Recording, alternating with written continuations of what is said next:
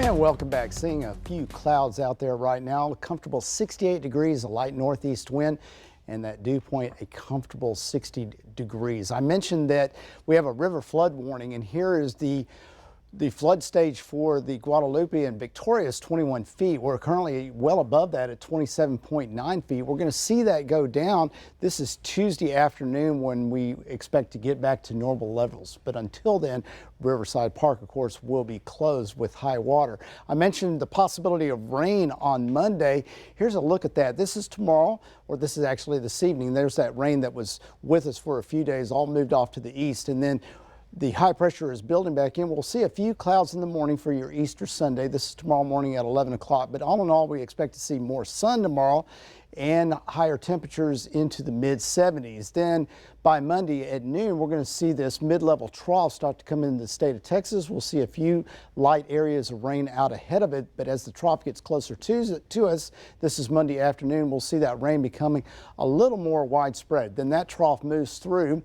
And we have this low. This is an extratropical low out in the Gulf. This is something we don't see very often, but because the water temperature in the Gulf is not warm enough for tropical cyclones to form, that doesn't mean that we still can't get lows. So this low will form, and as it wraps around, this moisture wraps around, we're going to see an increased chance of rain for Tuesday afternoon. That low will eventually move off to the northeast. We'll actually start to take that moisture with it.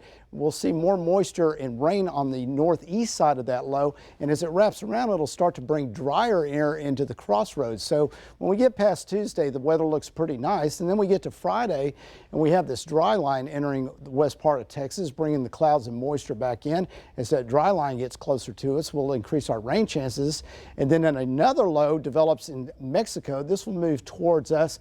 This is Saturday afternoon at 5, increasing our chance of rain for the weekend. So a pattern of rain and rain free coming up for the next week.